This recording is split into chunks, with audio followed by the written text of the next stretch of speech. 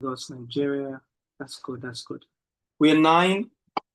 Please let's remind everyone the session has started. Tonight's session is going to be about 30 to 40 minutes, after which we'll take questions and then we'll call it close for tonight. I have another meeting by 9:30, so I need to join that meeting. It's very important that I join the meeting. Very important. Okay, we are 10 at the moment, expecting more people. Thank you, everyone. Okay, Insikak, I see you're doing that already. Blessing, I see you're doing that.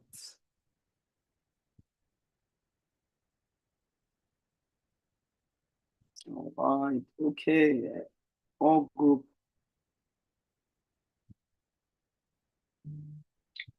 have been well informed. We would start.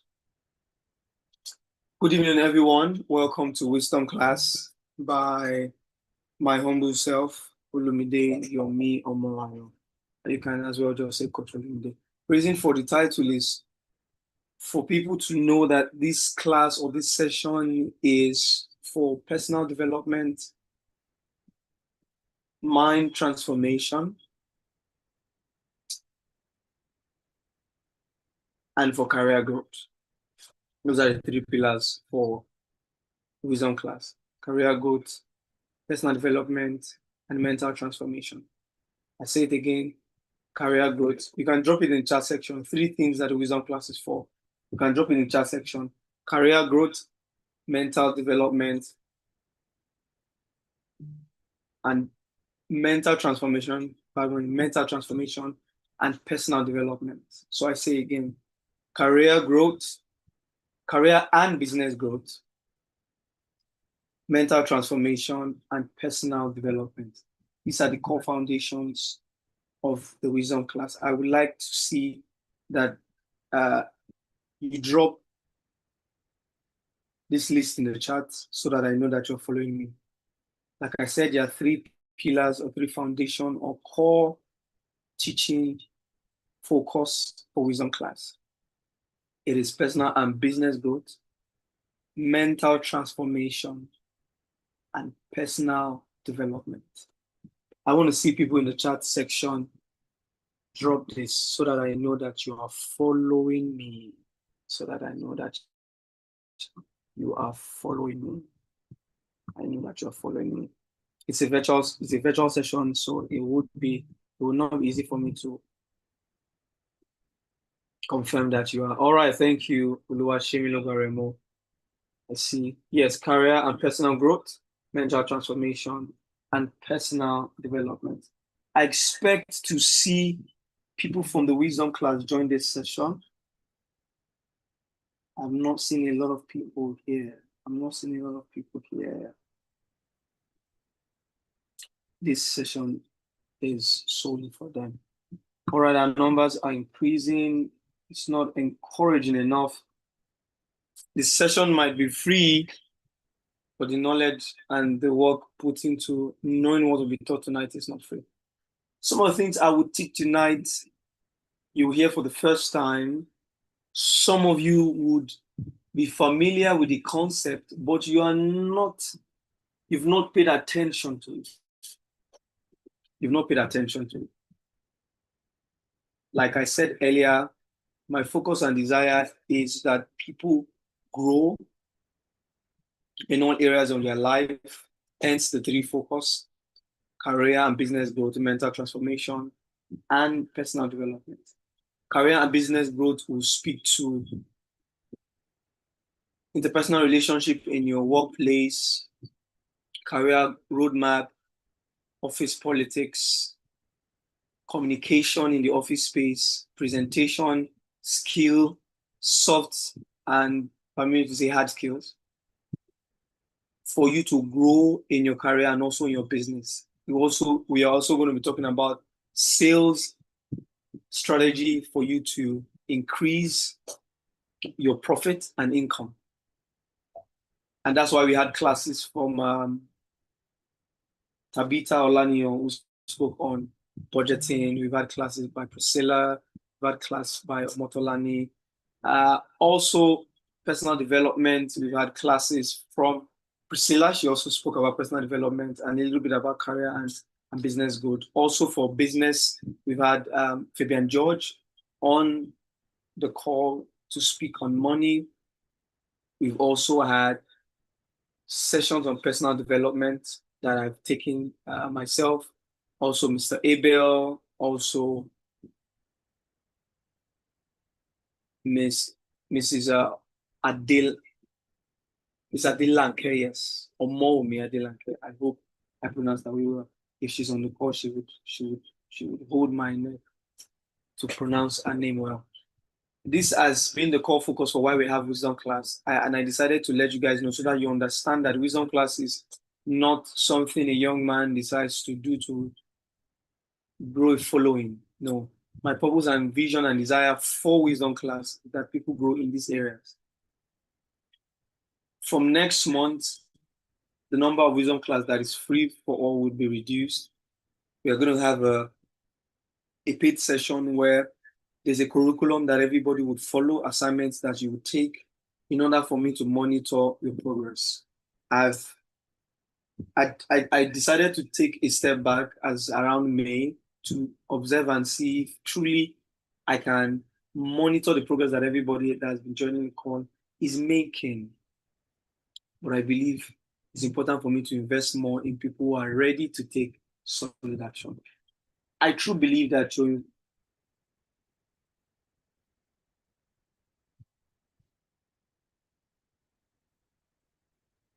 I do believe that the fact that you joined this class shows interest, but the interest is not enough for transformation to happen.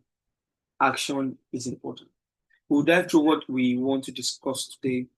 And I have been a candidate of mental reconstruction. I'm still going through it. This is one of the things I'm going to say at the end of the class. I will just tell you before now. And then I want you to wait to see the other final words. One thing that you must know before we go through this session is this is not a one-time fit-all or an answer that would help you become what you want to become now and also in the future. Why did I say this? Because mental reconstructing is a review session for you to take action that is continuous. A lot of what I'm going to teach tonight are things that you need to do constantly because the information you have is what made you get here. And for you to get to where you need to go to, you need more. Why mental reconstruction for success? I have seen, acted upon, studied the life of others, and I've seen that no man can succeed outside of what he thinks about himself. No man can succeed outside of what he thinks about himself. Your mind is your most powerful tool that you can ever have. I want you to take some of these notes down so that you can read it after tonight, because I will be fast and I do not want you to miss anything tonight. The mind is the source and foundation of what you have built today, now, and what you will become. Meaning that your state of financial stability, your health, your relationship, whatever it is you have now, whatever it is you're experiencing now, your position now is largely built on what you filled your mind with. Your mind is the most powerful asset you can ever have. And there's a reason why God gave this to us, so that no man can say, God bless one person above the other. Now, I watched a documentary some weeks ago, and it spoke about the survey and a social experiment some people did with the Monopoly game. So they had 6 people play the game. I beg your pardon, 6 people played the game. Now, The first set of people were given extra money compared to the second set of people. So imagine set A is the ones who were given extra money. Set B are the ones who were not given extra money. So anytime the game is starting, for those of you that may not understand how Monopoly is a business game and was founded by someone who has business inclined, who's business inclined, I mean. So the first set of people, Group A, and the second set of people, Group B. Group A were given money more than Group B. So everyone starts with $200, hypothetically speaking. However, the people in Group A were given extra 600. So Group A people had 1,200. Group B people had just 600. Now, when you pass goal, they did not give set B money for passing goal. About 2 times, they didn't have extra cash. They were just working with the initial 600 they had. While Group A continued and were giving extra cash for every time they passed goal. So there was already a financial disparity between the two of them.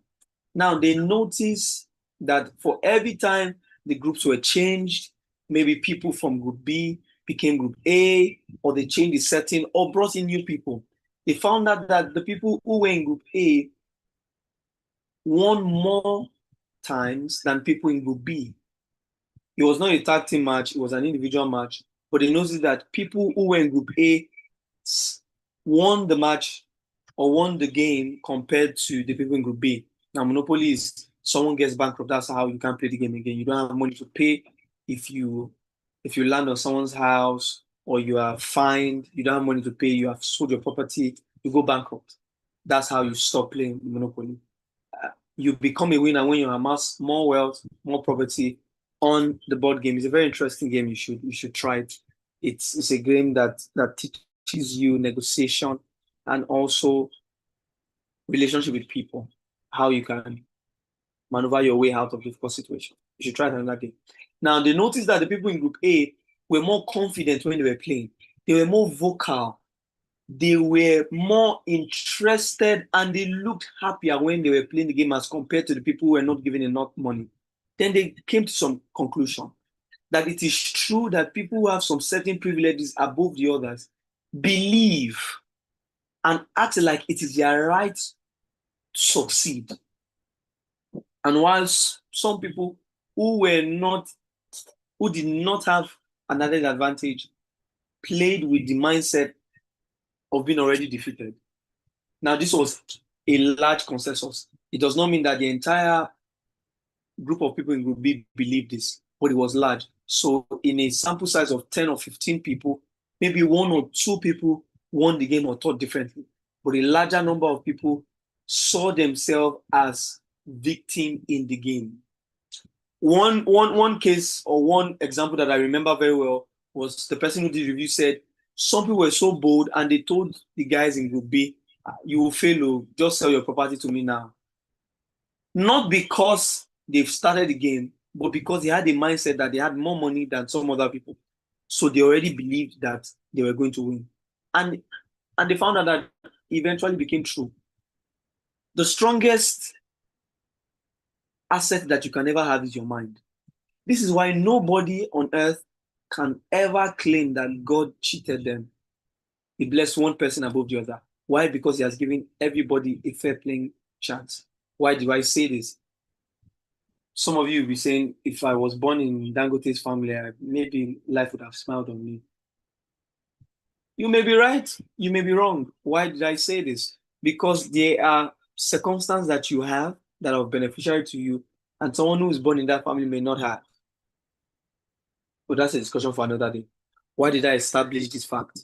Your mind is the springboard to the height you can never get to. Your mind is the source of your action. If you are wondering why you are acting a certain way, if you are wondering why you are doing things differently from others, it's because of your mind. If you're wondering why it looks like some people get some result consistently and you struggle, it's because of your mind.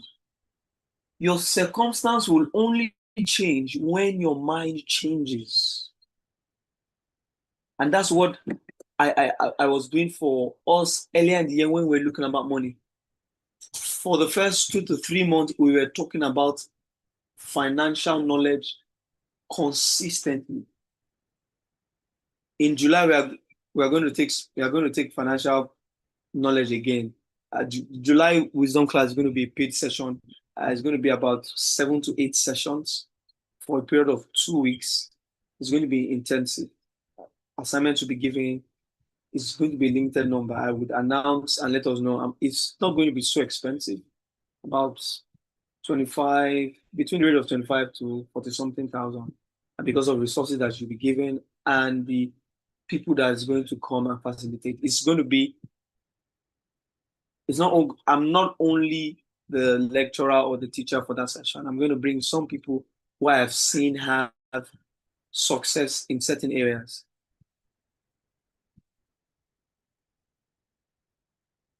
When you begin to have a strong mindset, mediocre people will see you as proud and arrogant. Now, let me ask you a question. Is there anybody that you have noticed that is very bold about what they are doing, and sometimes they annoy you with the way they talk and the way they do their things? Is there anybody like that in your life? They are so bold, they are so confident. Sometimes they may sound rude, and it just annoys you. What is wrong with this one? And maybe you have ascertained their confidence to, maybe they were born in a rich home, or they have a car, or they are tall, they have a strong physique, or they are beautiful, whatever it may be. Is there anyone in your life that gives you that vibe? I want to know if there's, or maybe you are the one. Maybe people see you as that kind of person, that person that is so confident, and then people have come to meet you and told you, why are you so, you're you're too active, your busybody is too much. What's wrong with you? Can't you just be quiet, you know? Or they've come to your DM to say, this is your business, or this thing you are, or your Jesus, you are carrying so much on your head. Or where they are, when you are employed, they ask you, are they paying you extra salary? Why are you doing more than other people? Is there anyone on this call that you have been comforted by somebody before? Or someone just comes and tells you, I don't like your guts. Why are you confident? What are you? Do you know somebody in this place? Is there anybody like that on the call that you have been accosted by somebody because of who you are and because of what you do? Okay, beautiful. I would have been worried if there are not people on this call that can attest to that. Because if you're not on the call, then I have a reason to be worried. Okay, that's great. I see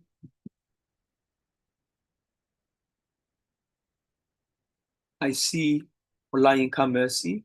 I see Chukwudi maybe, yes. Okay, someone said while I was in school, I see Chukwudi maybe. I see Nsika. Okay.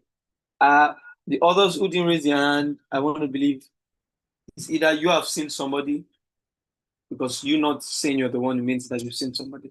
Well, let's go on. The reason why I mentioned this is because a man who has a strong mind is somebody that people think sometimes are arrogant. Someone with a strong mind, uh, people are afraid of them, because a person with a strong mind knows what they want and they insist on what they want. Sometimes somebody who has a strong mind is called a busybody. Someone who has a strong mind is called, I too know, you do too much. Weak mind defends limitation, while a strong mind will look for solutions. So with what some of the things I've mentioned today, you would begin to look at yourself and say, do I have a strong mindset or a weak mind? You would be able to answer yourself. You don't have to tell me. From the evaluation of some of the things I mentioned tonight, I'm sure you'll be able to find out that I think I do not have a strong mindset. Stubbornness is not having a strong mindset. I'm going to tell you for a fact. Stubbornness is not having a strong mindset. A stubborn person is not a strong person. A stubborn person actually is somebody who is masquerading the ability to comprehend an information or a course of action with the right mindset. Stubbornness is not the same thing as having a strong will. What is the difference? Somebody who has a strong mind is willing and ready to make adjustments when they notice that their understanding of a thing is not correct. But someone who is stubborn does not change. What they said they will do is what they remain, it's what they continue to do. They will not change. Even when the fact says otherwise, they will still stick to it. So stubbornness is not having a strong mindset. Permit me to go doctrinally now. If you have a wrong teaching or wrong understanding of a certain principle in scripture, and people have come to you and they've told you what you are saying is wrong, this is the right way, blah blah, this, that, and you still insist on what you believe, you don't have a strong mindset, you are just stubborn. You are just stubborn. A strong mind knows when to adjust to new realities that are true. Now, before we even look at how you can have a strong mindset, it's important for us to know what kills a strong mindset.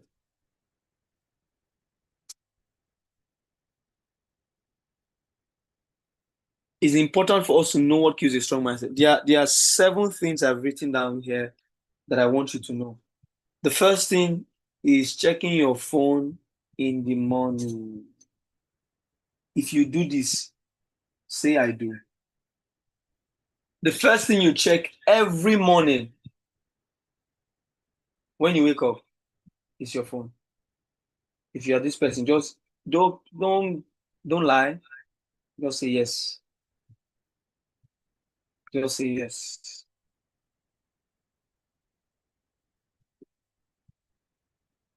Just say yes. It's no need to do more.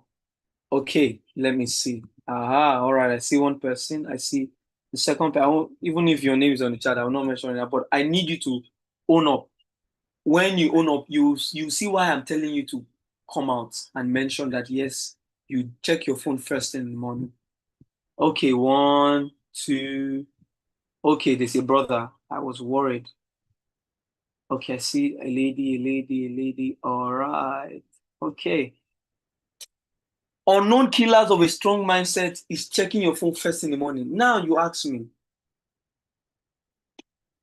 so Olumide, why is checking my phone the first thing in the morning a killer of a strong mindset?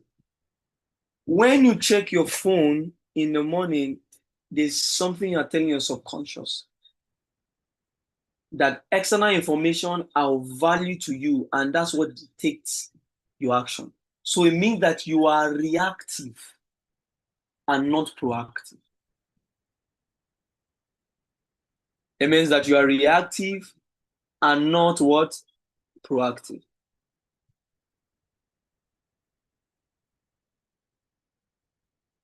That's what happens to you when you check your phone the first thing in the morning. It shows that you are reactive and not proactive. When you check your phone the first thing in the morning, you are feeding your mind information that are not necessarily beneficiary to your growth. Some of you say, but that's why I do my open heavens or I check my devotion or whatever. I want you to tell yourself the truth. How many times have you started checking your devotion and then a message popped up and you told yourself, let me quickly reply? When you wake up the first thing in the morning and you begin with reactive action, it is psychologically proven you have lost command of your day. Why? Because you'll be in a rat race trying to catch up. The second thing that kills a strong mindset is consuming content without purpose. Now, some of you watch motivational videos, you watch personal development videos, and you are playing it, you are enjoying it. I ask you, do you have a purpose for watching that video? Sometimes you tell yourself, oh, it's because I want to do better. But the truth is, it's a lie. You are only whining away time, bruising your ego, because you will not take action on what you've learned. If I watch a video on how to avoid losing weight, it's a good content. It's good information that is valuable. But the question is, am I looking for a way to lose weight as at that time? When you consume content without purpose, you won't take action because purpose is what makes action to be taken when a knowledge is learned. And that's why I'm saying this, because some of you joined so that I can say, you people did not join. Say, I joined, I joined. You didn't join because you wanted to learn. You joined so that I will not accuse you. And I believe that there are some people who joined tonight because they actually want to learn. That's one of the reasons why I'm going to have a paid session in July, where we will teach you how to do things that surround personal development, mental transformation, business and career growth, practical steps that you can take to see your life change. Avoiding discomfort is a killer of growth. So I recently started doing some sets in the morning. Let me see if I can show you guys. If I show you guys my screen. No, you can't see it. You can't see it. You can't see my screen. It's not showing. Okay. I recently have a fast gain set that I use in the morning. So it includes 12 jumping jacks, 12 squats, 12 body weight lunge, 12 push-ups, 12 body weight calf raise, and then 12 single deadlifts early in the morning. Now, I'm supposed to do 3 sets, 4 sets, or 5 sets, and then rest for 2 minutes. So I've been doing only 1 set. Rest for 2 minutes, do 1 set, go and have my bath, then go to the office. I noticed that as I started doing sit-ups, doing this, my thighs became weak. And the last time I even played football, during the public holiday, last week, Monday, I couldn't run for long. Not because I was tired, but my legs were weak. And then I started asking myself, is it because of the sit-ups I've been doing? Normally, I play for almost 2 hours, depending on the weather. If it's too soon, maybe an hour 30 minutes. But on average day, I can play football up to 2 hours. But I got tired and I'm like, you know what? I think I'm going to stop this thing. And then I noticed when I stopped, it became worse. So I realized my body was adjusting to that training. And I knew that if I go through that process, eventually my fitness will be better. Because the purpose of me doing it was so that I will be fit. Because Monday, 6, 7 hours, I'm sitting on a desk, pressing the system and all. I only have Saturdays or Sundays to work or do exercise, and it's important. So that and the reason why I'm doing this is because I played football with men in 40, 50 who play 90 minutes when I was, bankers game and all. And I told myself, now when I'm 50, I'll still be fit. And this is one of the ways for me to achieve this. It's a long-term health goal. So because I was avoiding that discomfort at the moment, I noticed that instead of me to increase, I was depreciating. I told myself, nah, I have to go back. Sometimes when you avoid discomfort, you will not grow. Reading 1 hour, 2 hours, waking up earlier than normal to pray, paying for classes or sessions, and you're telling yourself, what would they even tell me, Jerry? I can read this in a book, I can watch it on YouTube video. The truth is, have you watched it? You have not watched it. You've not read it. Avoiding discomfort is a killer of a strong mindset. When you avoid discomfort, see,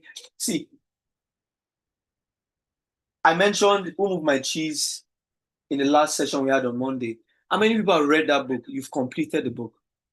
I want to take a quick survey. How many of you here have read the book and you've completed it? How many of you have read the book and completed it?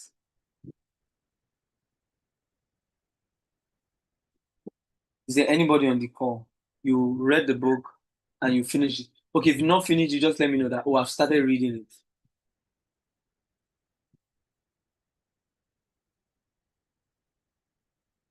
How many of you have read the book? I'm almost done with the book. Okay, Precious says she's almost done. That's good. Who has started? Even if it's 1 page. Okay, Zika said I've started.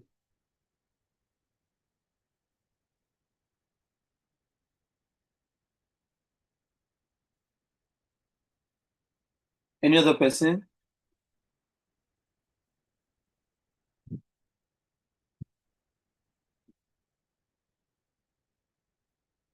Any other person? Or if you have not seen the book on the group chat, just let me know. Or you've seen it and you've told yourself, I will read, but you've not started. Let me know.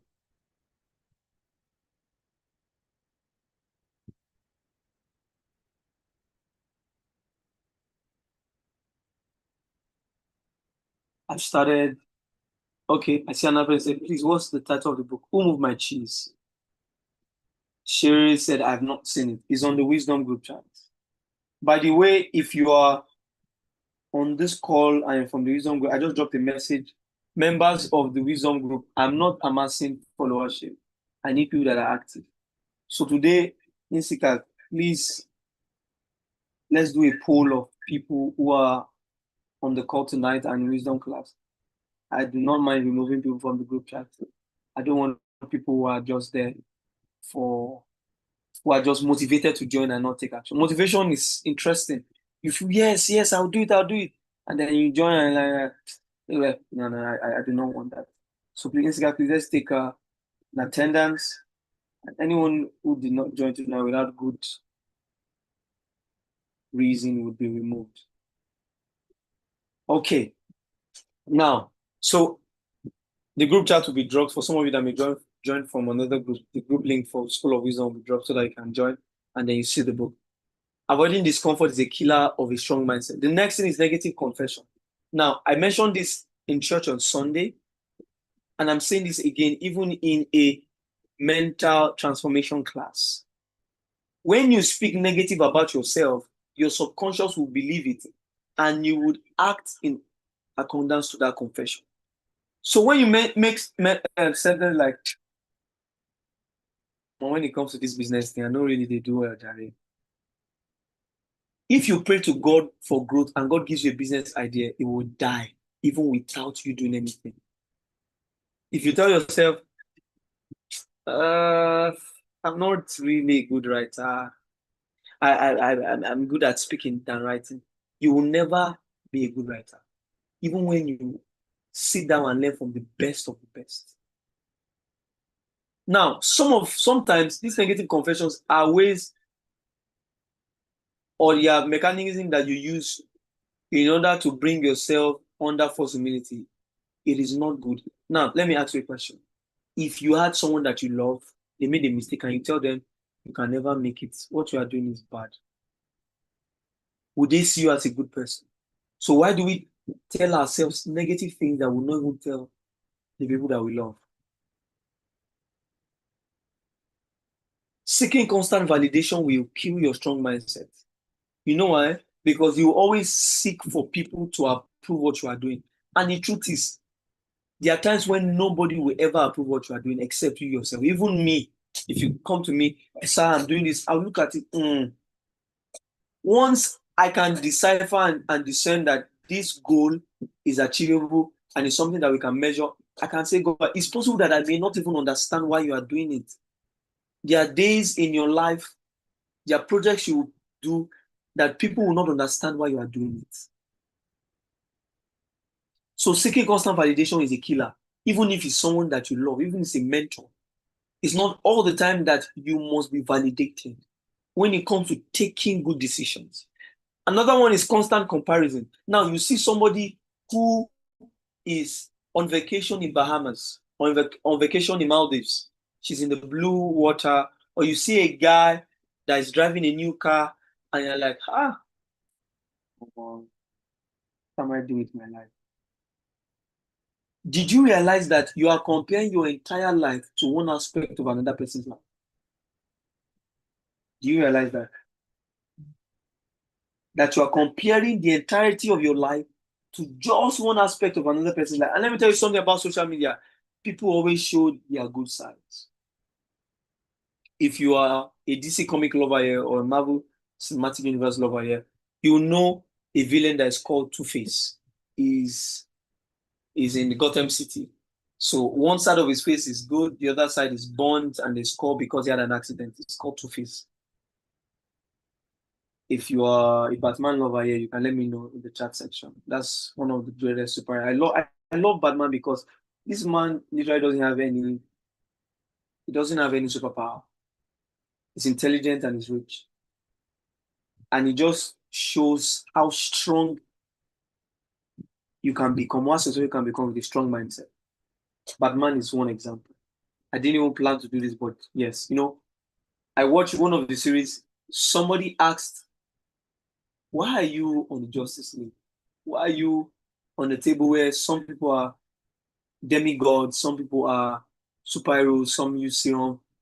You are just a human being that can fight. Why are you here? And for those of you who are comic lovers, you know that Batman is some people call him the greatest detective ever. An average human being with gadgets who with a strong mind can defeat any enemy. But that's on the other side. You compare your entire life with one aspect of somebody's life. Now you compare, there are some people that are, look at Chadwick Boseman. He was losing weight and people were like, you are making money, but you are not taking care of yourself. Many people didn't know he was dying. The day he died, many people came out saying, they are so sorry, they didn't know, blah, blah, blah, this, that. One of the reasons why there's a lot of hate speech online is because many people compare your success to their failures. And when they feel insecure, they feel the best way to bring you down is a low mindset, is a low mentality. Procrastination is a killer with strong mindset. I will do this tomorrow. I will do this next tomorrow. Now, procrastination is a whole topic for another time. But procrastination is a killer with strong mindset. You know why? Because the moment you tell yourself, I'll do this later, I'll do this later, you're subconsciously telling yourself, I am not capable enough to do this now. I don't have enough knowledge. There are strategic procrastinations you can do where you can delegate something or do something later because it is important but not urgent. But always procrastinating is a killer of a strong mindset. So, if you do not know the problems, the solution that I will provide will not make sense to you. So, what is the solution? Before I even go ahead, I'll be fast and I want you to note it down. If you do these things, you'll be amazed at your result. And remember, I said mental reconstruction is not a thing you do once and live for it and live by it forever. You constantly do it. So, what are the solutions for you to build a strong mindset that will make you successful? See, let me tell you something. I've said, let me tell you something a lot of times, but let me tell you this. Your background, your experience is not an excuse for you to fail. You just choose to use it to fail. So what are the solutions to build a strong mindset? Number one is build your mind on principles. 3 basic principles. I just put, there are many principles, but these are foundational principles that you can start with. Remember, I asked everybody to tell me if they've read the book or tell me if they watch the video, if you press your phone the first thing in the morning before you do anything. And some of you were honest enough to say, yes, I press my phone first in the morning. The reason why I did that is because the first way for you to have a strong mindset is that you know that you are responsible for your results. Take ownership. This is not a Bible study session, but one of the reasons why we have the wrong theology of God is when we fail to take responsibility, when we fail to take action, when we fail to do what God said we should do, or what we know we should do, and we see a negative result, we'll just transfer responsibility to God and say, yes, God knows best. It is God's will. How do I know this? Even the first man and woman that were created failed in this part. When God asked Adam, why did you eat the fruit? He didn't take responsibility. He said it's Eve. Eve, why do you eat the fruit? She didn't take responsibility. She said it's the serpent. And when you don't take responsibility of your life, you are handing authority to that thing. So say, for example, you are not where you are today because you are saying, it's because my school has not released my result. Sometimes you have legitimate reasons. But I tell you, legitimate reasons and excuses to failure are only for a time. They are only for a time.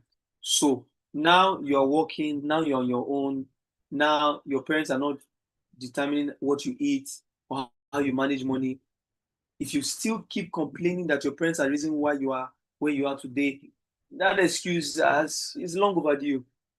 Why? Because now you're an adult and you have the ability to change things for yourself. So the first thing you must do, some first basic principle, is something me and my wife agree on a lot, is take responsibility. Tell yourself, anything that happens to me is first my responsibility. If somebody hits my car, they are at fault. But I always ask myself, what did I do that made this happen? Is there something I should have done? You know why? Because when you have a sense of responsibility, you are taking ownership of your situation, and it will be easier and quicker for you to create solution in your mind. Always see problems as an opportunity for growth. You lost money, you lost a relationship, things are not going the way you should. Yes, you can mourn on the situation, you can mourn about it. Mourning is important. Sometimes you cry. But when you are done, like David, you sit back and say, what is the opportunity I can see in this problem? I put it to you that there's no negative situation that comes in your life that does not have a positive aspect in it that you can learn from. And your inability to see any form of opportunity in any bad situation, it shows that your mind is not good. Why do I say? Say, for example, there's a story, I can't remember the entirety of the story, but I believe that some people will remember. A Chinese farmer had a horse and had a son. One day, the horse ran away from his barn or from the stable, and people came to they came to mourn with the man. Oh, sorry, your horse left, because that house was the one bringing money for the family. And he told them, we'll learn. If you remember that story, you can help me with it. And he said, is this a bad situation? We don't know yet. And when the horse went out, the military came and they were looking for people, and they were looking for horses and cows to add up to the manpower in the military. But because his horse was not around, they couldn't take his horse. And people came up and said, wow, this is good. And he said, is it a good situation? We don't know. And they said, what do you mean? The horse came back some days after, and they came again. Congratulations, your horse is back. He said, is it a good situation? We don't know. And then his son was riding the horse, and his son fell off the horse and broke his leg. They came again to console him. Hey, sorry for the accident. He said, is it a bad situation? We don't know. The same military came back, and they were recruiting young men to join the military. But because the son's leg was broken, they couldn't take him. And the same people came back and said, congratulations, your son did not go to war, meaning you will not have to mourn the death of your son in case he dies at war. And he said, is this a good situation? We don't know. That parable, that story was just to show you that in every bad situation, there's something good that you can learn. And if you're a believer, a Christian on this call, that's why scripture can say, in all things, give thanks. And the final thing is that you are valuable in yourself. Your value is not in your money. Your value is not in your car. Your value. Sometimes someone wants to go through a strong training. God will want to help you do this. He will strip you off of that thing that's making you important to yourself. Some of you, it might be your car. Some of you, it might be your job. Some of you, it might be your certification. Some of you, it might be the house you stay in, or the friends that you have, or the relationship you are in.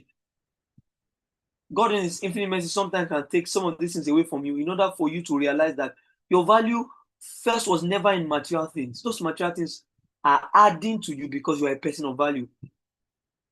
Money and resources will gravitate to anything that brings value to other people. So if you're a person of value, this thing will come to you. Why do they pay your salary? You are offering a value in your workspace. Build your mind on strong principles. There are many other principles that you can search, even from scripture. Principles like you will never speak when you're angry. You would keep quiet and revisit a situation when you are less angry, because when emotion is high, wisdom is low. I say again, when emotion is high, wisdom is low. You can have a principle to say, I would always say thank you to people who have added value to me randomly. You can have a list. I do it sometimes. I learned this from Apostle Selman. Sometimes I just sit down and I just remember secondary school. Do I have number of anybody in my secondary school? Hey guy, I appreciate you so much for being my friend. Sometimes I reach out to mentors, pastors, people that have been blessings to me before, even people that see me as a blessing. I just reach out and say, hey, thank you so much for doing this. I'm learning, blah, blah, blah, blah. Be grateful, be appreciative. There are people that are adding value to you that you have never added value to. It's only a matter of time before they separate themselves from you. There are people who invest their time in you. You come to them, sir, I need this. Can you help me, advise me, blah, blah, blah. They answer you. Man, I need blah, blah, blah. They help you. You've never tried to offer yourself. It's not, money is one of the ways to offer service. Money is one of the ways to say thank you. But actually saying thank you is the foundation of appreciation. Clearly say, thank you, sir, for doing this. Thank you, man, for doing this. Sometimes when someone gives you feedback that you don't like, you can come back and say, thank you for giving me this feedback. When you build your mind on principles, you will grow to become somebody of value because people will see it. The next thing I want you to do is feed your mind. Just like your body will not be strong if you don't eat, so will your mind not become strong if you don't feed it. Seek knowledge at all costs. I want to believe that the reason why some of you are here is because you want to get knowledge. I also want to believe that the reason why some of you decided to click the link and join the class is not to mark attendance, but because you know that there's some wisdom you will learn and get here tonight that you want to put into your life. Seek knowledge at all costs. There are books you need to pay for. Sometimes don't download PDF books. Sometimes buy hard copy. Because when you do, you remember, I paid money for this. And there are some people, hard copies is a blessing to them. Some people, soft copy is the best thing that's ever happened to their life. You think they are pressing their phone, but they are reading. If you don't stretch your mind, you won't grow. Your mind is like a muscle. Remember earlier on, I said avoiding discomfort is a killer of a strong mind. So when you stretch your mind, stretching your mind is after I left the office today, I really, really contemplated on having class tonight because I was tired, drained. Yesterday was a long day. In fact, Saturday was a long day. I had a meeting on Saturday. I got home late. After I had a meeting on Saturday, I had a training on Saturday. I had to go to a new church venue with assistant pastor to check the space. I had to go home,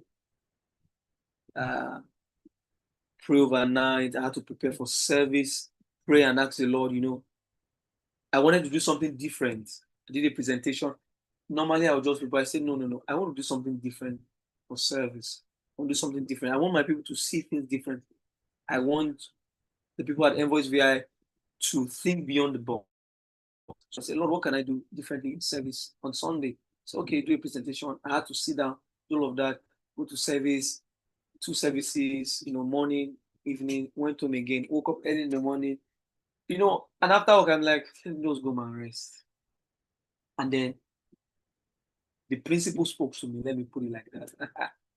That if you, as the teacher, would look for comfort for yourself and not push yourself to do what you know people will need and be blessed by, then you are not living by what you are teaching. So I decided to have this session. Because when one of the easiest way for you to become strong in your mind and in your character is to do the things that you are teaching people. And one of the ways to also put yourself on that check is to tell people the right thing they should do. And then your life becomes an open, because if you don't do it, somebody somewhere will love you enough to tell you that, sir, you're teaching us to do this and you're not doing it. For example, I've not been going early to work, and I've told myself, you know what, this month I'm going to change it. 10 minutes, 15 minutes, 30 minutes late to work. I said I will change it. So I've been asking myself, why am I? Is it because I'm sleeping late? What's going on? Because I cannot preach, I cannot teach strategies to career growth, one of which is going early to places and be late. So this is one of my own personal stretch, that I'm going to ensure to go early to places because there are a lot of things that happen. Most times I can do what me I'm doing in the night. When people ask me, how do you manage this, manage that, manage this? The truth is, the night is when I do it, and it comes with a cost. Sometimes I don't get enough sleep. And sometimes someone look at, what happened? I say, don't worry, don't worry. It's only a matter of time. A time will come things are when things are becoming, when things are much more stable. A time will come when I know there are great people on this call who become so good at what they are doing that I can give the class to them 5, 10 years from now. I'll just be like, a grandmaster that has great people that are already working with him. But before then, stretch your mind. It's not easy. I just gave you my own life story now. It will never be easy. But I realize that as you keep growing, it never gets easy. What makes it better is when you are working with purpose, because you know there's a goal you're running after. That's why there are some of you, this class, you don't need it because you are not ready to take action. That's why I said, everyone on the Vision call or doing a survey, you're not going to call. Can you tell me why you didn't join? Oh, I'm sorry, I had another session. Oh, I was driving at this. If it's not legitimate, I remove you. There's no harm about it. We are not fighting. It's not ministry. This is career. If it's ministry now, I will wear my hat of a pastor and try to shepherd you. But this one is different because you're not paying for it. I'm investing in you by doing this for free. This is my own investment to people. You are only information away from what you ought to be. I tell you, every challenge that you face, the answer is in a book. I will teach this till Jesus comes because I have seen it. At times when I go through problem, I will search a book. Is it church growth? Is it career? There's a time I had a problem with managing a difficult employee. This person is just, what is going on? How to read books. How can I manage this person? How can I do this? I've noticed that there are some people that they do not believe that leaders or their managers can be people with okay head. Some people believe that for you to be a manager, for you to be a boss, you have to be evil, wicked, and inconsiderate. This is one of the hardest realities I've had to accept in the workspace, that there are people that believe that their mindset is, if you are not a wicked boss, you are not a competent boss. You must be wicked to me. And I had made a vow and a principle to myself, I will not become a toxic boss because of somebody. That person will change their mindset for me.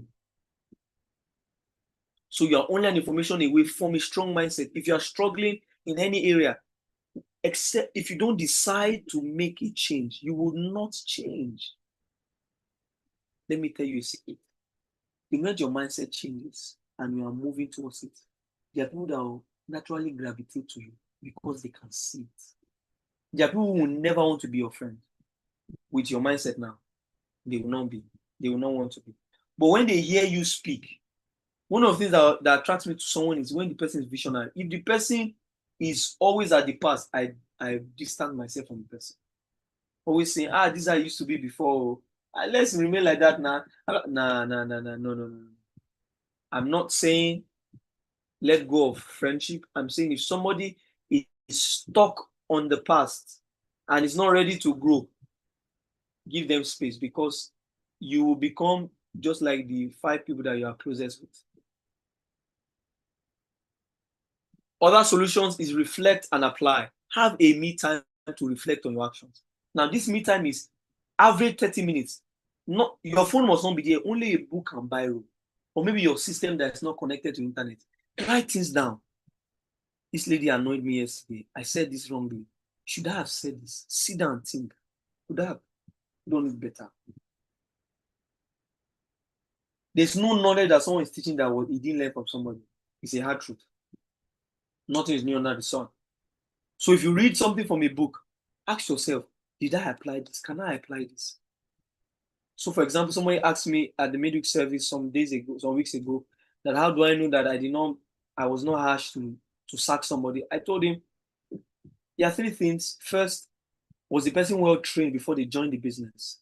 Number 2, were you clear on your instructions and what you want from them and the deliverables? And number 3, did you give them all they need to accomplish accomplish what you're giving them to do. If the answer is no, no, no, then the problem is you. If the answer is yes, yes, yes, the problem is them. I said now you give the person extended time, a month, 2 weeks, 3 weeks, depending on the importance of their workload in the environment that they are in. If their work is very important to you, or their output is very important to the grand scheme of things, you have to give them a shorter time because it's one of the things that is needed, and that's why they're getting a certain amount of money to be paid as salary. So if you do that in 1 month and they are not changing, so you have to take the hard action. I knew this because I learned it from somebody who didn't do HR in school. So sit down and reflect. So in the office space, I put it to practice. Somebody gave me a problem, I sat down. Was I clear with this person? Was I this? So sometimes some direct report will say, sir, it's okay now. They are indirectly telling you are talking too much. I know what I'm doing.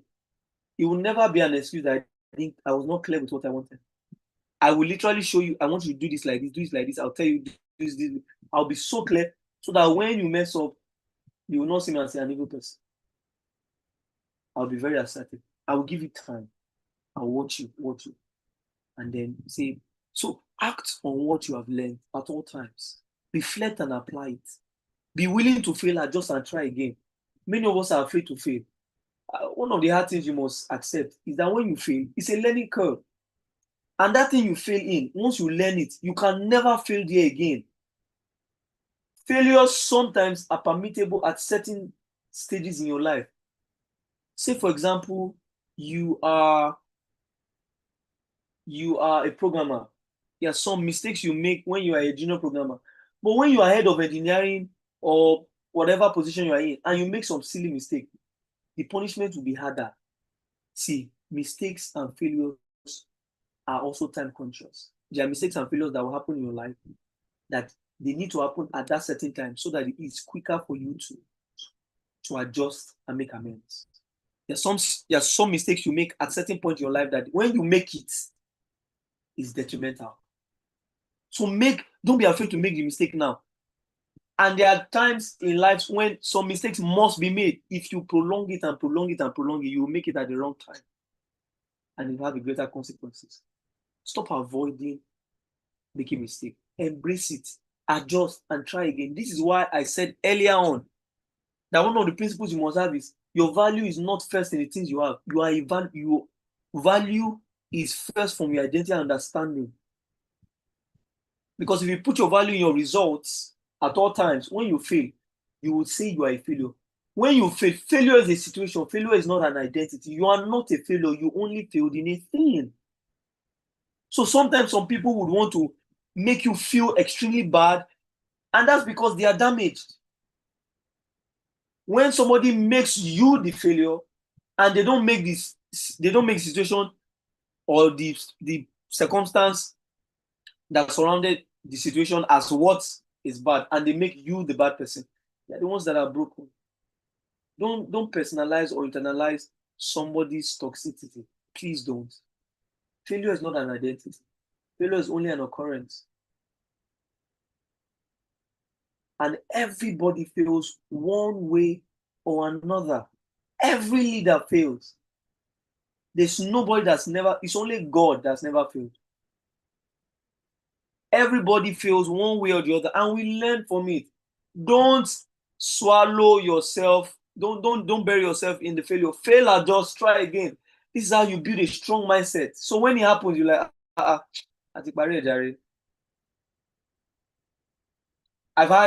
think it was in just 3, I had 6 or just 2. I had maybe 6 or 7 over 16 in my mathematics exam. My mother was so amazed and said, is it that you didn't score 10 in objective and you score 0 in theory? How it happened? Even me, I don't understand.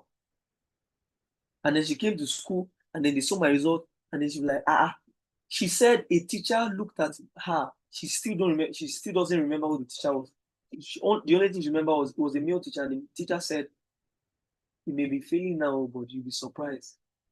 Very soon, this your small boy that is failing in maths like this will be very brilliant. And it became so. This is the person now that I'm not afraid of it. As long as I have material to read, I'm not afraid. Since that time, I don't think My CIBN, I wrote a paper 3 times. International Trade and Finance, you can ask anybody in the banking sector, is one of the toughest courses. Some people say it's the toughest. Some say international trade and finance is toughest. Some say applied banking is the toughest, or banking procedure is the toughest. I wrote that paper 3 times. I failed it 3 times. I passed it on the 4th time. The day my result came out, I knelt down in the office and I was crying. Failure is only a situation. Failure is not your identity. Stop internalizing a situation. Learn, adjust, try again. For believers, the scripture says 7 times the righteous man will fall, but he will rise again. Why you internalize? I don't know why I'm laying emphasis on this, but I believe I'm talking to somebody here. You applied for 5 places. They say your CV is not good enough. That's feedback for you. That's an opportunity for you to get better. Which area did they say I'm not good in? My boss once told me, Olumide, your presentation is not so good. I said, okay, no problem. While I'm learning, I will not do the presentation. I'll give someone, do it for me. Let me see what you are doing. I'll keep learning. That's why, if you notice, I've been doing constantly ensuring I do presentation for my sessions. Because someone gave me feedback that, oh, your presentation is not so good. Even though it's not primarily my function, but I know it's an essential skill for a manager. How will you say you want to present something and it's not looking good? I'll use AI, I'll watch videos, I'll start minimal way, put myself in process of learning. See, this thing is not hard though. Let's start blaming God and putting God in a situation in things that we should do ourselves. God has given you the greatest weapon of all, your mind. Do you know what it means? God came down from heaven and had to change the language of the people. He said, if these people continue this thing in unity, they will get it done. And then you are lying, just one mistake you make, you are lying to define you. Don't beat yourself. Please move on. You are stronger than you, the way you think you are. Please move on. Like I said, feed your mind, build principles, reflect and apply. And then I'm going to end with this. Free yourself from mental limitations. Free yourself from what? Mental limitations. Mental limitations, permit me to say this, it's not a Bible study class, but demons speak thoughts into the hearts of men, and those thoughts are cage, they are prisons, they are cells, they are jail, they are what other word will I use? They are boxes, whatever negative word you can think of. Cocoon, closed room, cage, whatever it is. Little thoughts. Opinion of others are mental limitations. The opinion and the limitation of others should not be what defines your own reality. And this is why you must be careful the mentors you have. Some people, because they did not achieve something, believe that you cannot achieve it. I've delivered myself from that mindset. That even if, as a pastor, if people, I'm discipling someone, or someone says I'm their spiritual father and all, my own success, advantage, or limitation does not define them. Actually, I believe everything I succeed in, you must succeed in. Everything that I failed in and I'm getting better at, you must not fail in it. Because that's the essence of a father, that's the essence of a mentor. That you don't repeat the failures they made. I said at Tasso last week when I was speaking, though I was not speaking as a pastor, I was speaking as a coach, and I told them, not all successful people are mentor materials. Just because someone is succeeding does not mean you say, I want you to be my mentor. Because a mentor would also put in your life their values. Without you knowing, success, material success, fame, accomplishment is not the entirety of success, is all encompassing. When you say someone is successful, it's all areas. Their finance, their health, their relationship, their mindset, their spiritual life, their belief system. Do not let the opinion of others define your own reality. Some people will say, you are Hausa. Hausa people know Hausa people are not good voiceover artists, so their intonation is strong. But you have a good voice. Someone is telling you, oh, this your Igbo blood is strong. Oh. I don't know if there's a voiceover artist or someone planning to be a voiceover artist. Because I believe when I give examples, I'm talking to somebody. And then someone is telling you, you cannot get better at this. So are you joking? Somebody was a judge. She felt very heavy, a call to write books for children. And then she started thinking, will it be good? Because everybody knows I'm a chief judge. Little did she know that the fact that she has been a judge for a long time and her good command of English and writing skills was perfect for children to easily understand. Don't let the opinion of others be your own reality. Don't let the limitation of others be your own reality. Inherited thinking is evil. Things like you can't succeed without stealing. Things like we don't become billionaires from where we come from. Or some of you don't have any billionaire in your family. I'm using this as an example. And because of that, you find it easy for you to just believe, let me just do the bare minimum. Because there's nobody for you to look up to. Permit me to speak about Christianity, for example. There's nobody that has an auditorium the capacity of what the new arena is. Some of these men did not have anybody to look up to. Faith Tabernacle has a 50,000 capacity without a single pillar. There was nobody he looked up to. There was no template that he looked at to create that. There are times when you learn from others, and there are times when you are the one that will start something. Sometimes the door you are knocking on, there's nobody at the back to open it.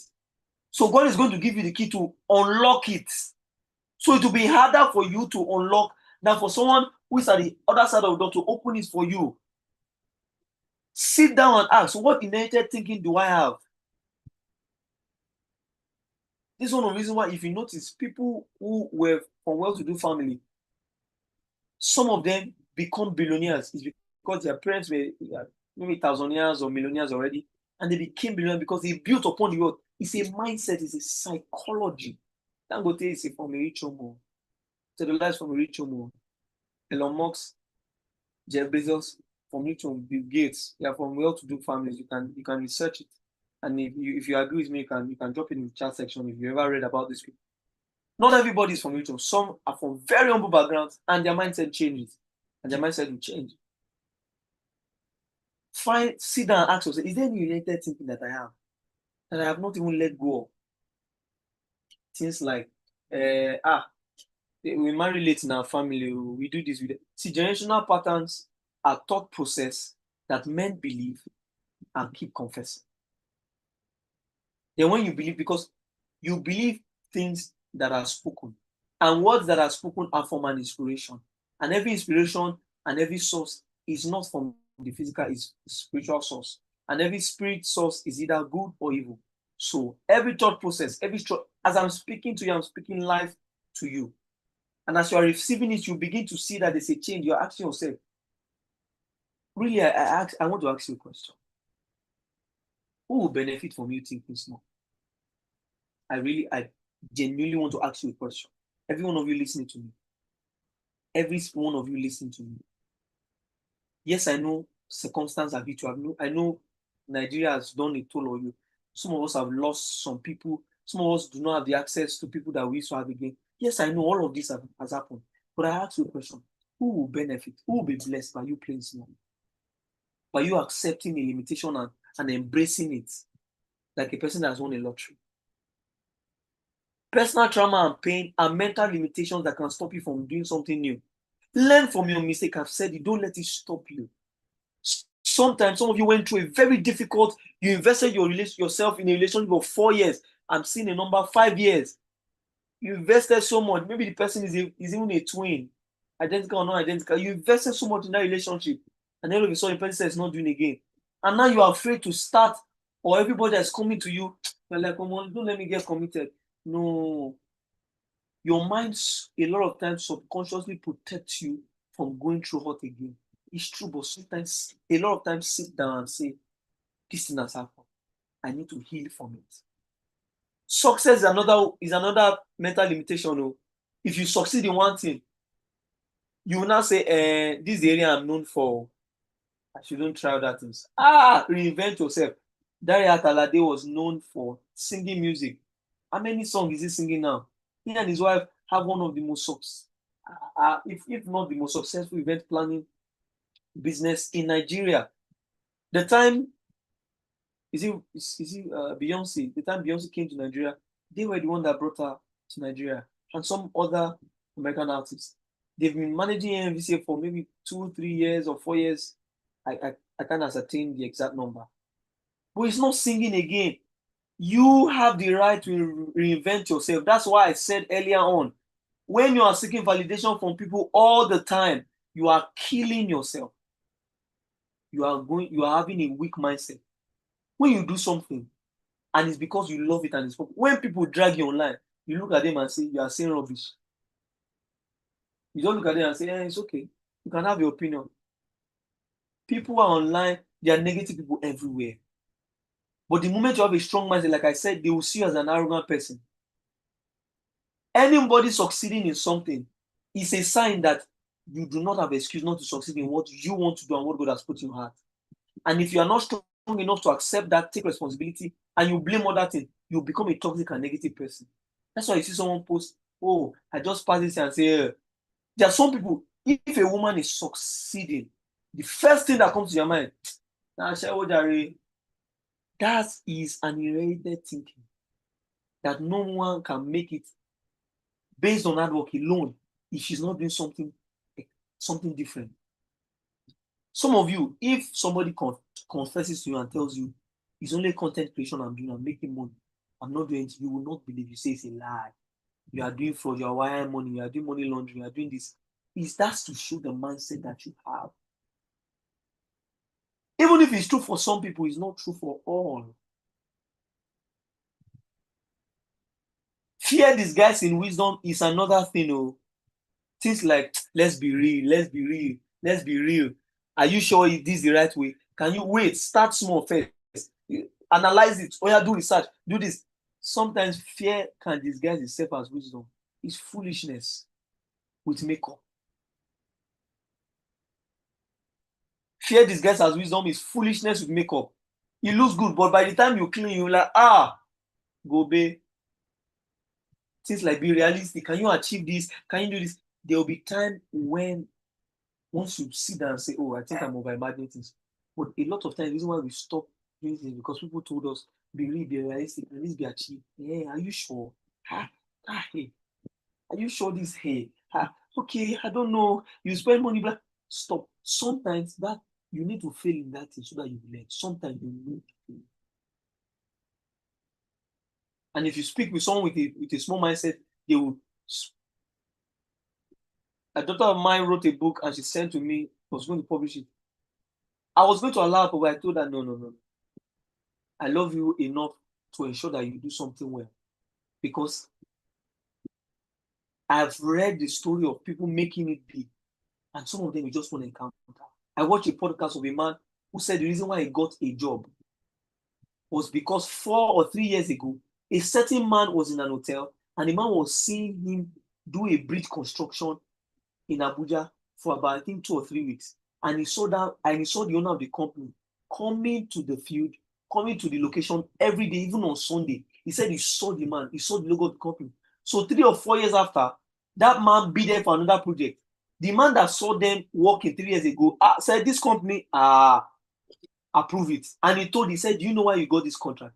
I saw you 3 or 4 years ago working on a project. I saw that you came to that place every day. What is worth doing is worth doing well. I'm confused. I don't know what to do. You are doing something at the moment. Do that one very well. Don't overanalyze. Start rough, but have a mindset to grow and change. My final words today. The mentality that brought you where you are is not what will take you to where you are going to. You have to grow. You have to change. I watched a video today on content creators. Yes, I know there are some of them that are doing side business. Some of them are doing illegal work. It's true.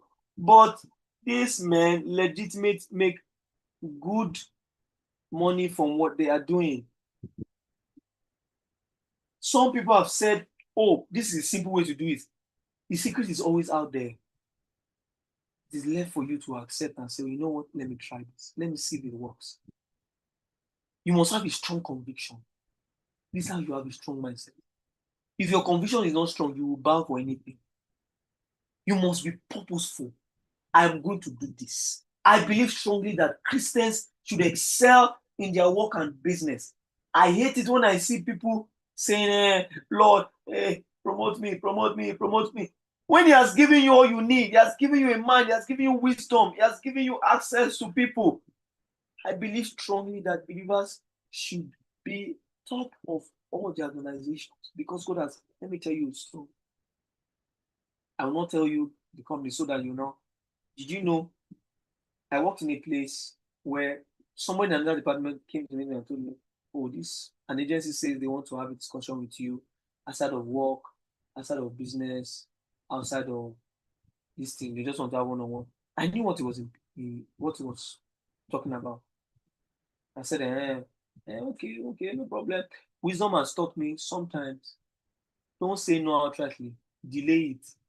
So I said, they can come here and say, no, it's not office. I said, we can have a call. We say, we don't want something that we record. I say, oh, we can meet outside now.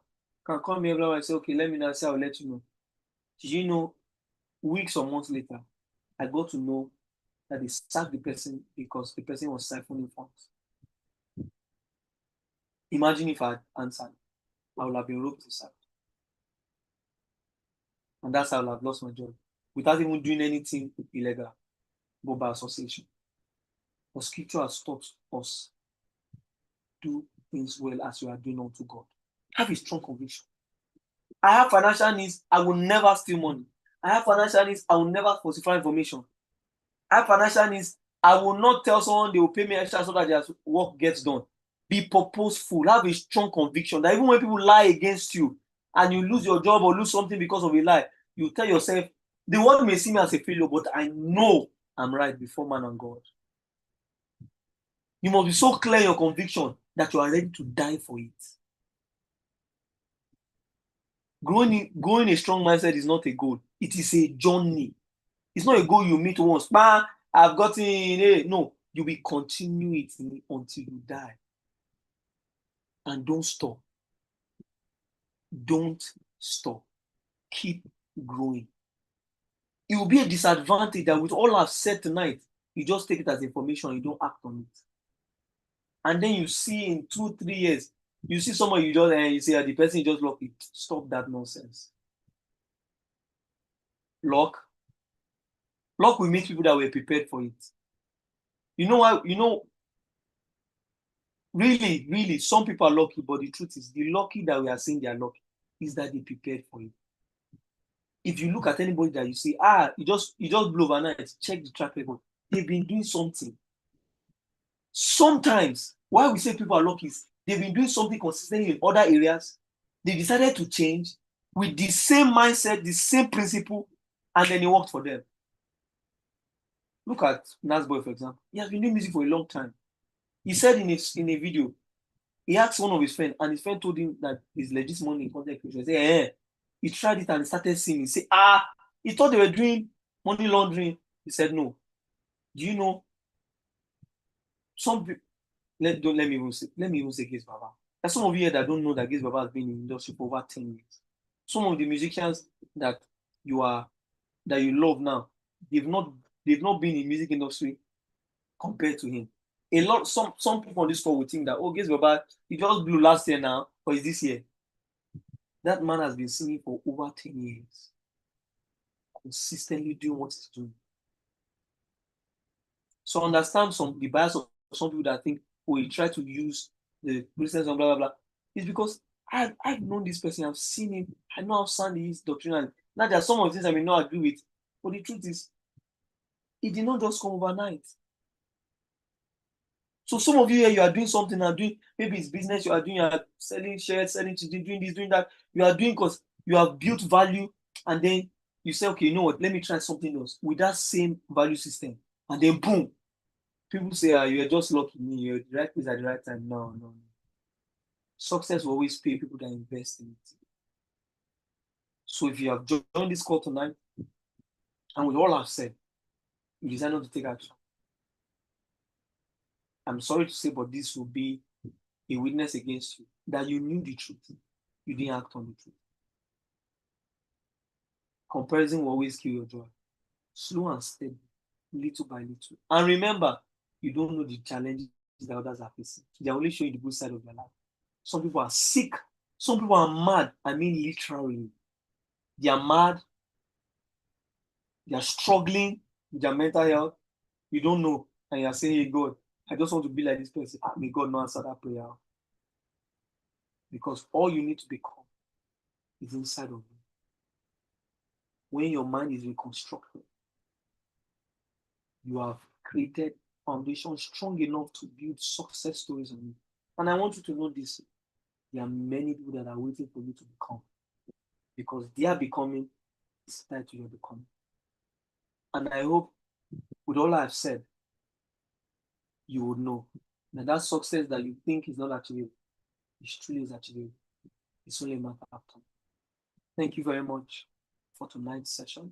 Thank you for listening. Thank you for being attentive. And for those that are taking notes, thank you very much. My greatest joy is that I see you take action so that you can become what you ought to become. On this note, I would like to take your questions, feedback. If not, we'll close the curtain for tonight and then take feedback in the group chat. Thank you very much. You can share your feedback. You can tell me how the class was for you. If you have any questions, I would appreciate it. Okay, how do we regulate what we feed our mind, considering that there's so much information, even in areas where we seek knowledge? Last week, I was in this phase. I was so angry, I just shut down my phone and everything. I say, I'm not doing it. What's going on? I'm watching this video, and then I see another one. How to do this? And I see another one. I say, God. And how did I overcome this? Purpose. Create a calendar for yourself. Say in one week or in 1 month, I want to learn 2 or 3 things: time management and how to communicate with people. Remember, I said, let me go back. The answer to your question is in my slide. It's here. Look at it. One of the killers of a strong mindset, consuming content without purpose. If you don't have purpose, every content you consume will become a distraction. Because when you have purpose, you learn with the mindset that you want to take action.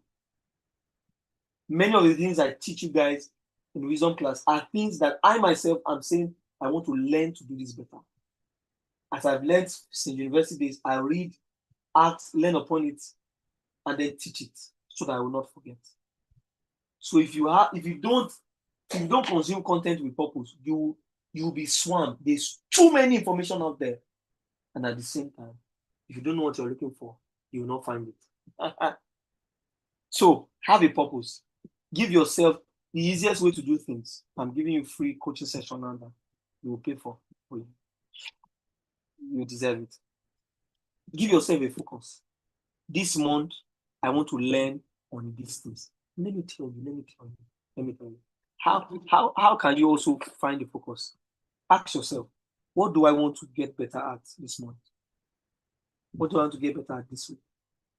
Say you want to get better at reading, and this will not happen if you don't reflect. It is in these times of reflecting that you will know, I'm lacking in this area. I'm lacking this area. You sit down and say, oh, I've not been sleeping well. I need to learn more about time management. Even if I know so much, I will go back again and learn. When you reflect and analyze, you will notice the area where you are falling short.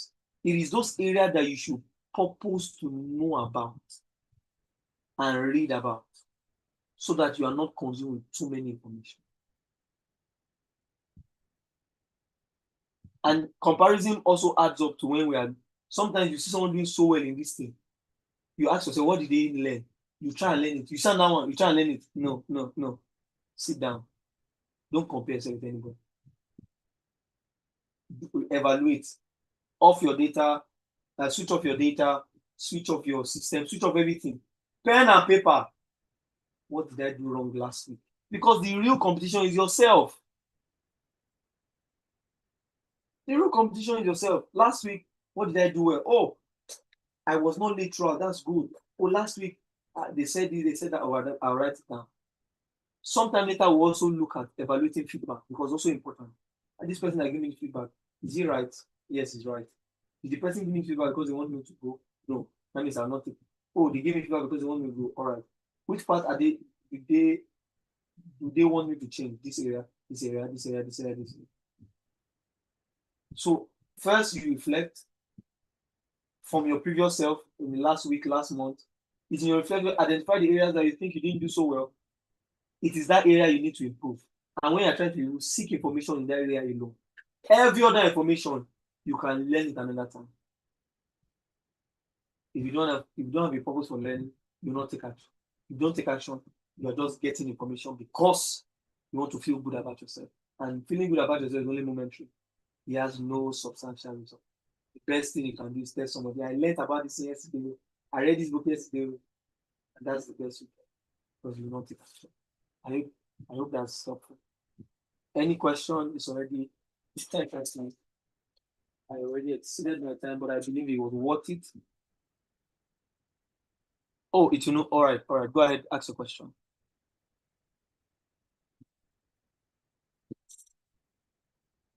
You can ask a question. Just type it. Is there any other person that wants to ask a question? I'm waiting for a question. After this, we'll call it short. You can do well to send to me what you learned today in the School of Wisdom group chat. Oh, you want to unmute? Okay, hold on. Let me try and unmute you. All right, go ahead. Okay, good evening, sir. Can you hear me? Yes, I can. Go ahead. All right, thank you very much, sir, for this session. I wanted to omit because I could not properly articulate my question, but I hope I'm able to communicate it properly. So, my first question is that how do you know the difference between fear being a limitation and, let's say, for instance, being logical? Because for instance, in some cases, people tag it as imposter syndrome, but in some cases, you are indeed an imposter and you are probably not as good as that thing. You are probably not good enough to start the thing that you want to start. So, how do you recognize that this limitation is fear or this thought is fear and this thought is just the reality of what is really going on and it's just me being really logical? And my second question is, how would you advise multiple potentialites to people that know that they will do multiple things, and how do you advise them to do these things together, or how to know what to do at a particular time? Yeah, those are my questions. Thank you, sir. All right. All right. Thank you very much for that question. And I believe that this question applies to some of you on this call. One answer would answer these two questions. And the answer is, what is your why? It might sound vague, it might sound cliche, but the truth is, when you have your why, you would know what to do, how you are going to do it, and how you should be better at doing it. Say, for example, you can sing, you can draw, you can act, and then you want to start a production company. Uh, you have little experience, but you are passionate about it. You are eager, you are this, you are that, and then you start, and it fails, and people are telling you, you don't have so much information. Why are you starting this? Why don't you just wait, go to a school, get somebody? When your why is good, your why is solid, your why is beyond you and is for a greater good, that is the foundation or the basis for you to know that, okay, this is not fear, this is factual, or oh, this is not factual, this is just fear. Because say you want to, let me use myself as an example. uh I registered a business last year. After Europe, I made a promise to everybody at Europe that I was going to do something myself because I know I had the potential. For months, I had not started it because I kept saying, okay, let me get this, let me do this, let me do that. Then I sat down and asked myself, why do I really want to do this? It's because I believe that I can do so much for small businesses and even big businesses that other people are not doing it. I believe that there are crazy ideas that brands should be able to do to get customers. And then I ask, what do I know now? Let me start from where I am. It took me 12 months to start. And I started afraid. And while I was even starting, I was still questioning myself. But then I sat down and I said, my why is strong enough. I'm not doing this because I want people to know I can do it. I'm doing it because I believe I can. I'm doing it because I know that there's so much in me that working for or doing something for one business alone is not good. Let me consult for other people. Wisdom class is another reason, is another factor that we can put on the table. I ask myself, I don't have so much certification. I don't have so much experience. I don't have this, I don't have that. And I ask myself, why can't I start in the little way that I can? I start, I learn, I get better. Mind you, when I started wisdom class, I had one system. I was using a lamp and then a phone. Now, today I have a monitor I'm using. Things are a bit different because there's a group.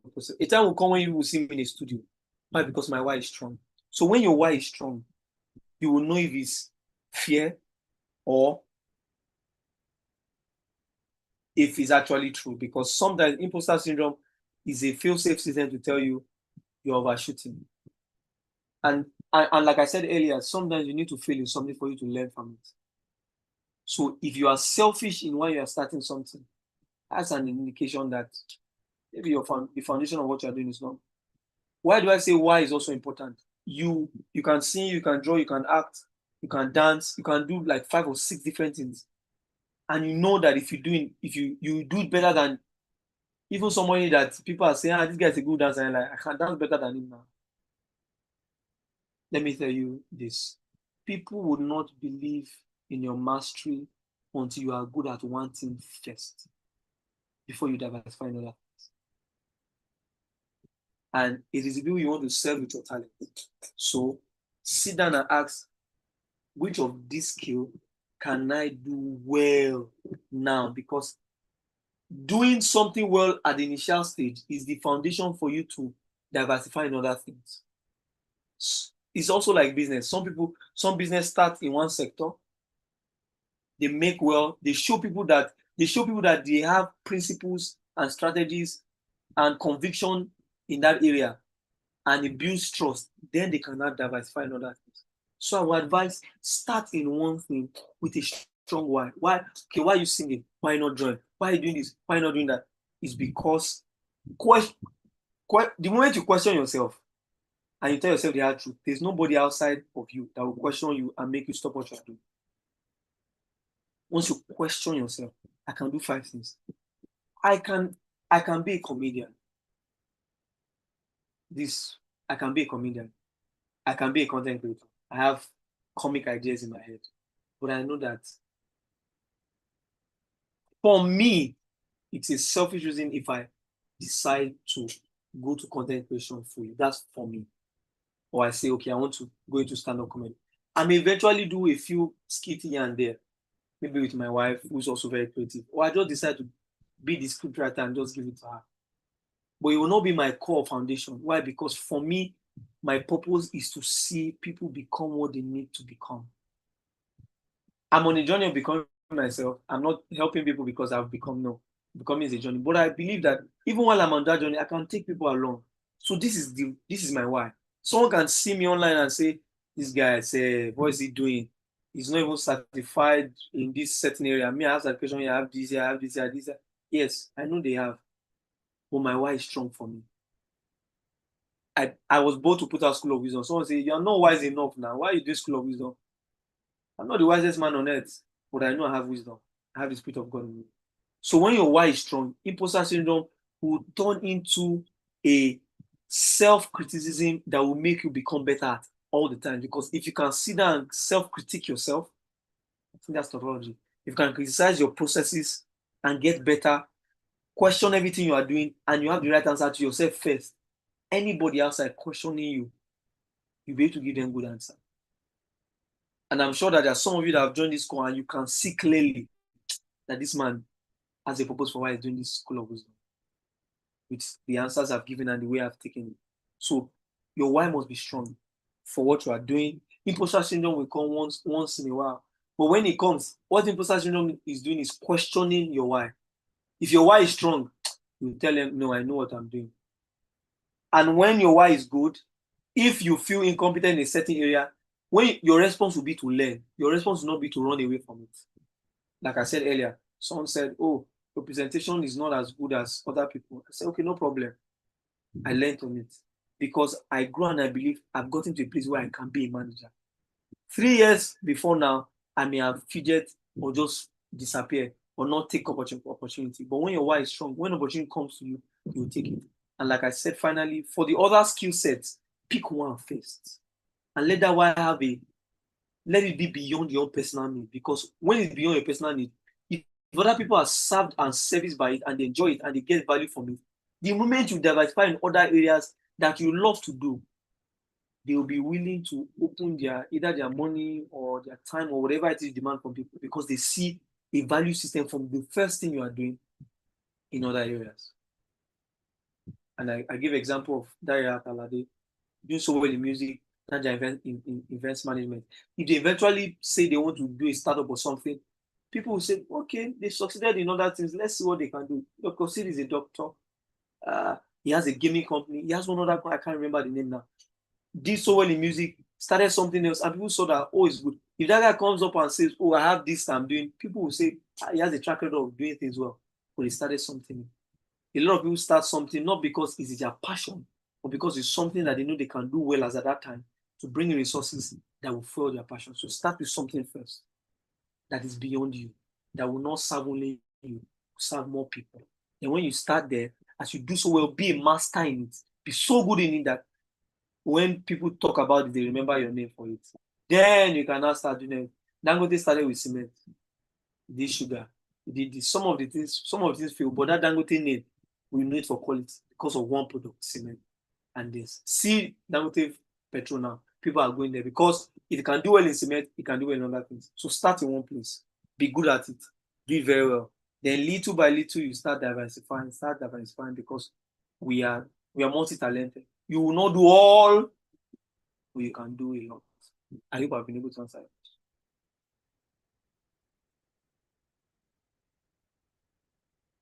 On that note, I would say thank you very much for joining. I said I was going to do this class for 40 minutes, but passion took the best of me. And I believe that you know that the 1 hour 45 minutes that you spent here is not wasted. Thank you very much. Like I said, the paid session is going to be in July, about 2 weeks, 6 to 7 different sessions with different people. It's going to prepare you for the second half of the year. Strictly going to be virtual, so that you can enjoy. And some of the sessions will be recorded so that you can rewatch it as well. If you would like to help me, I think I have great people that are already on my team. But if you have an idea on how best to host it and help the people that pay for it have exclusive rights to watch the content over and over again, you can also always send me them. I'm ready to learn. God bless you. Thank you very much. Good night.